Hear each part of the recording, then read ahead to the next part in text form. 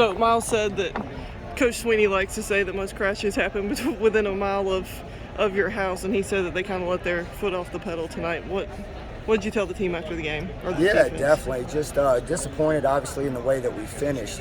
Kind of like a shark. You smell blood in the water. You got to finish the job. We can't relax and let our guard down. We got to play with the same intensity that we played the whole game with.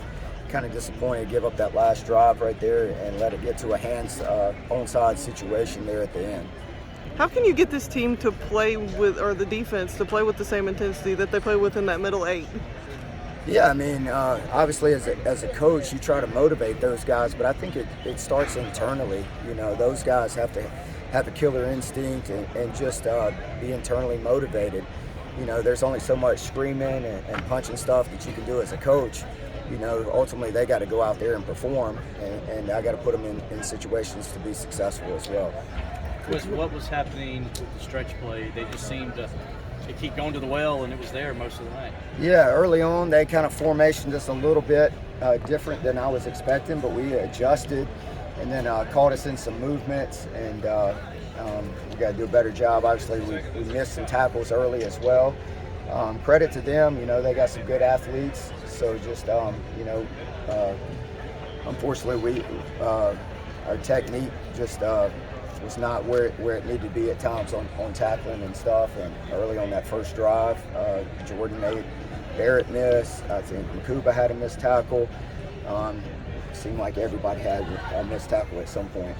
The good part was for you, though, when you did need some plays, obviously the strip sack, and then in the fourth quarter there, you get the goal line stand. So you guys did come up big when you needed them the most.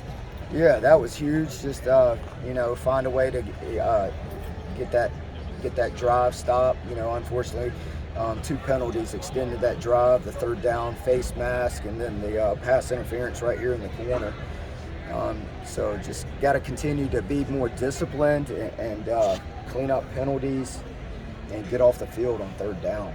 Coach, it seemed like Nate Wiggins really stepped up in this game, had major pass breakups, and just the complete turnaround from Wake Forest. What does that mean to you, and how has he been responding to that adversity? Yeah, he's gaining more confidence every week. I thought he made some really good plays on the deep ball at times, and then just continue to grow his confidence and perform at a high level every week. Was the struggles, is it just a mental thing, you think, right now with you guys when you had those PIs or you're giving up the stretch run like you were doing? Is it just mental lapses? Yeah, I think it's just a little combination of a lot of things. Get some guys back that didn't play last week, so getting them back into the flow of game, and just kind of a little rusty, whether it's guys up front getting back in, guys on the back end that have missed last week. I thought at times our guy just the time off, it kind of showed up in crucial situations. Wiggins had those 2 PBUs on that same drive, and it seemed like kind of a momentum changer there. Did you see it that way, or what can you say about that? Yeah, most definitely. He made some huge plays on the ball, and I think one of them was on a fourth down stop, right? Yeah, that was a huge stop in the game.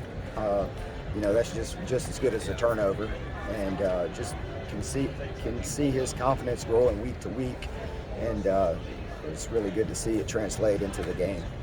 Do you think some of the guys, missing several weeks maybe contributed to a lot of the missed tackles tonight? Because the defense hasn't been doing that the last few weeks. Yeah, I think so, and they have some really good players as well. So when you mix that combination, it definitely shows up.